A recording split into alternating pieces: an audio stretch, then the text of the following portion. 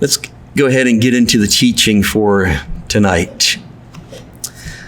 There was an email that I got in my inbox. And as you know, I've talked to you many times, told you many times that I get all of these different ministry emails. And I've seen this email before in the past. Periodically it comes up. But again, it was a reminder saying, pastors, you need to be teaching on racism. And really, the context with which they are coming is they're coming more from a humanistic point of view, quite frankly, of, we all just need to get together and listen to each other and get along. That type of a human philosophy. And sure, we definitely need to communicate a lot better. We definitely need to listen a lot more. I'm all for that. But when we talk about racism, when we talk about social justice, when we talk about equality, there's a lot more to it than just getting together and getting along. And I want to show you that from the scriptures because, if racism is a topic we really need to approach, we need to do it biblically. And I really haven't found a whole lot of biblical context out there to deal with the subject in the way that Paul did. And so this is what I want to do for tonight.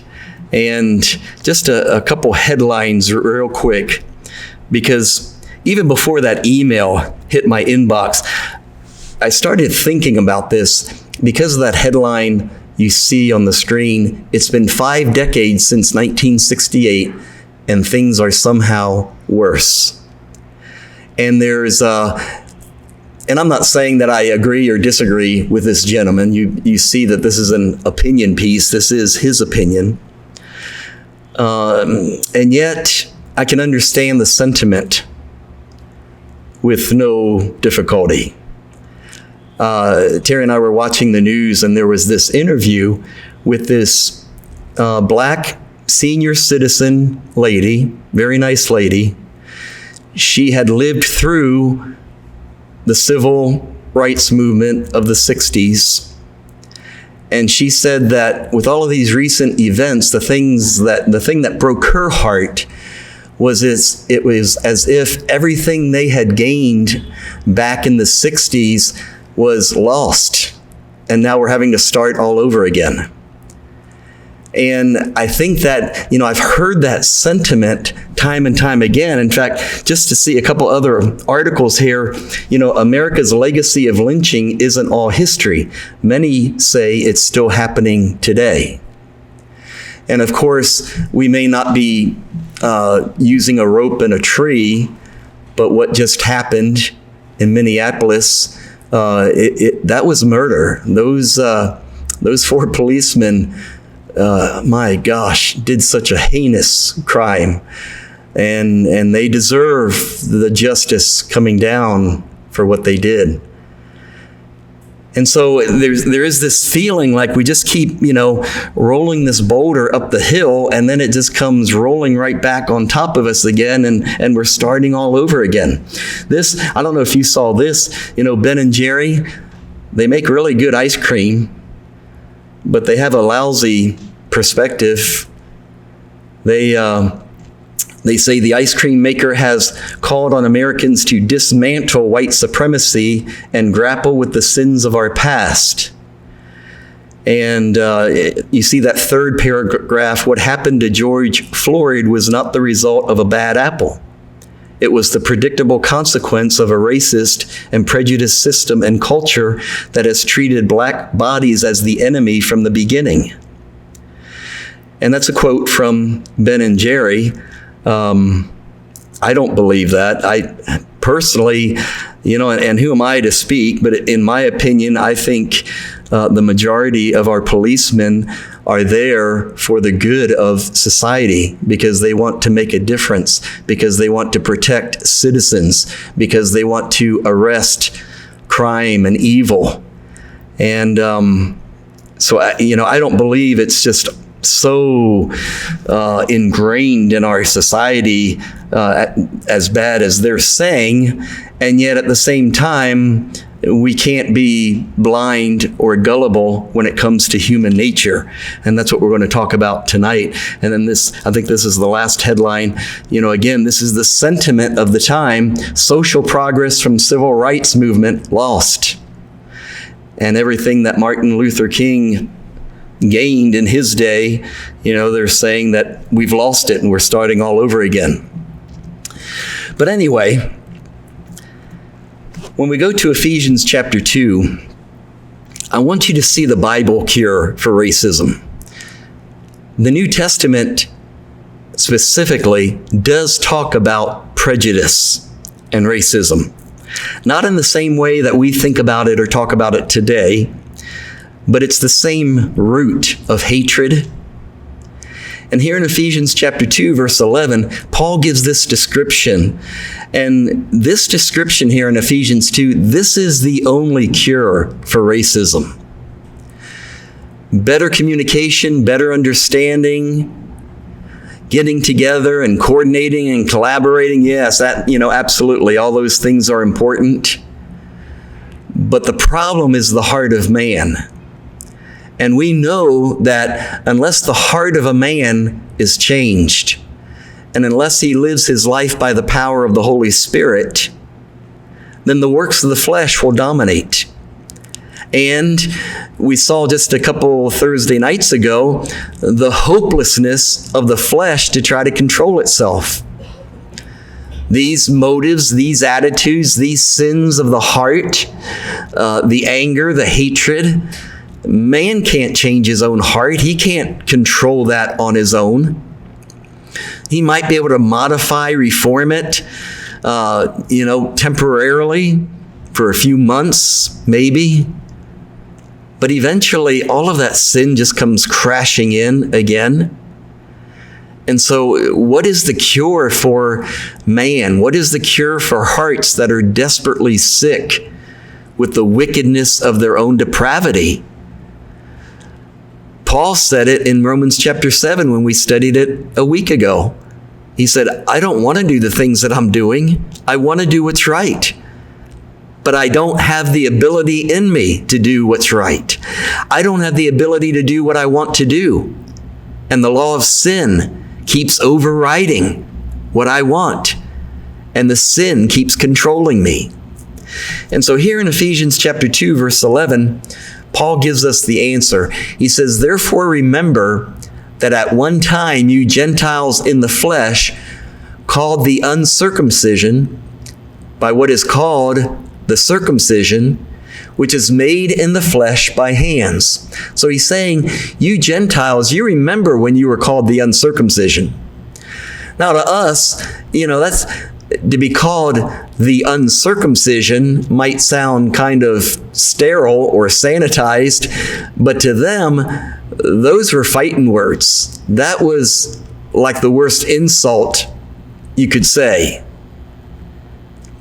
Verse 12, remember that you were at that time separated from Christ, alienated from the commonwealth of Israel, strangers to the covenants of promise, having no hope, and without God in the world. So he's reminding, the Gentile believers here in Ephesus, their former state, their former spiritual condition.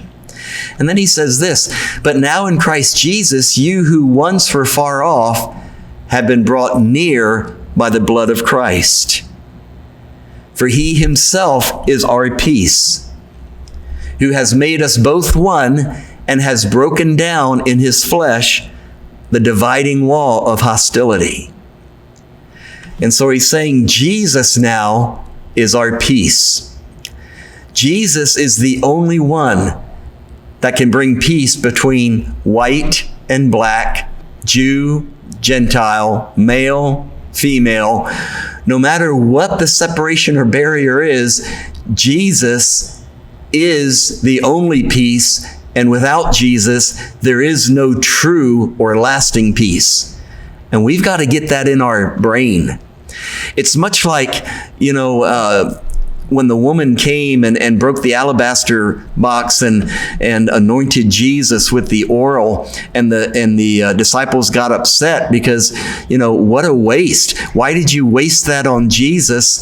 That could have been sold and the money given to the poor. And if you remember what Jesus said, the poor you will always have with you. Now, that is not an excuse to neglect the poor.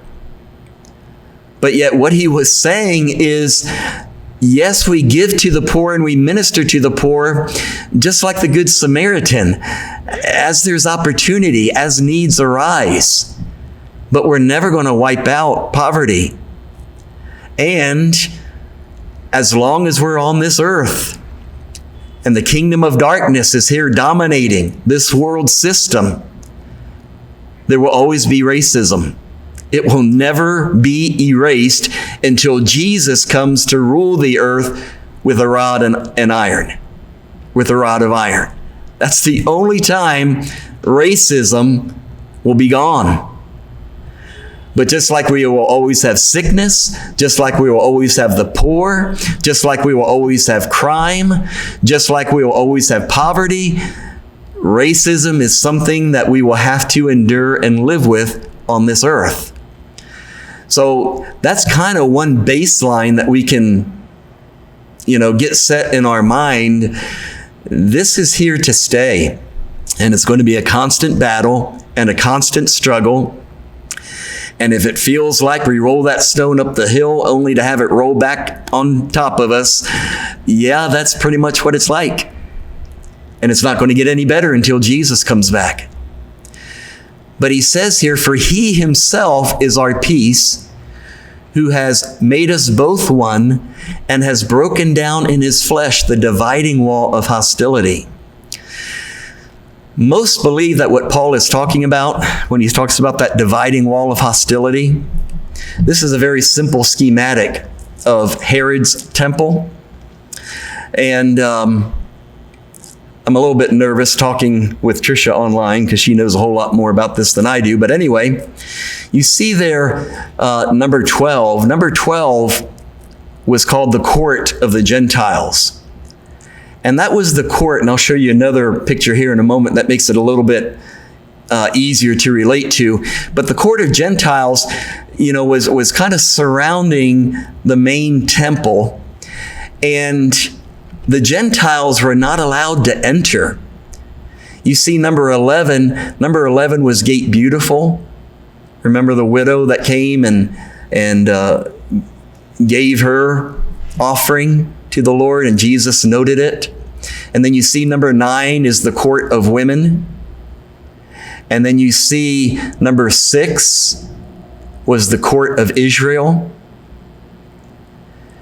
And then you see number 5 was the court of priests. And so you see those different areas, and the Gentiles were not permitted to enter in through Gate Beautiful. They were not permitted. They had to stay on the outside. And so when Paul there is talking about that dividing wall of hostility, let me show you the type of hostility we're talking about. This is a quote from BibleHistory.com. Anyone was allowed to enter the outer area, which was therefore called the court of the Gentiles. The actual temple was enclosed by a balustrade, which is a railing, and at the entrances to it were warning notices. One of those notices is now in a museum in Istanbul. It says that foreigners have freedom of access provided they do not go beyond the balustrade, which went all around the central edifice and which no uncircumcised would cross without incurring the death penalty. So if they didn't stay in that court of the Gentiles, they could be killed. There was a death sentence for anybody who entered within. They were considered unclean. If you remember, if I have it here, Acts chapter 21, this is what caused Paul to get in one of the many riots that he got in. Because you see in verse 28, when they saw Paul in the temple, they stirred up the whole crowd against him. And this was the accusation in verse 28. Moreover, he even brought Greeks into the temple and has defiled this holy place. And so the story goes on, and they attack Paul. They have every intention of killing Paul. And so you see the Gentiles were unclean. They were considered common. If they entered a place, they made it dirty. Now try to put that in today's context, and you can just imagine the racism. You can just imagine the hatred, the resentment, the bitterness, the anger that would invoke. And that was the way they lived. And so, but getting back to Ephesians chapter 2, verse 14, in the middle of all of this strife and hatred and superiority and self-righteousness, and we're clean, but you're dirty, and you corrupt us, and we can't come near you. And in the middle of all of this, it says, Jesus himself is our peace, who has made us both one. He made us one in Jesus Christ on the cross, and has broken down in his flesh that dividing wall. So there's no more hostility. There's no more superiority. You know, Charles Spurgeon used to tell his people that 6 feet of dirt make all men equal. And that's true. But here in verse 14, we can see the cross of Jesus Christ makes all men equal. Because Jesus bore the sins of the Jew, which were just as grievous and just as many as the sins of the Gentile. And so what this is saying is, as we were baptized into Christ there on the cross of Calvary, Gentiles were baptized into Christ, Jews were baptized into Christ, blacks were baptized into Christ, whites were baptized into Christ, Asians were baptized into Christ, Hispanics were baptized into Christ. And there, because we so desperately need the forgiveness of God and the salvation through Jesus Christ, there we are equal with everyone. Nobody is better. Nobody is superior. We are all desperately lost, desperately in need of forgiveness and mercy. And so the cross really does make all men equal. And we were made one in the body of Jesus Christ. And now that dividing wall of we're better than you, and we're clean and you're dirty, and all of that's gone. And now Jews can embrace Gentiles.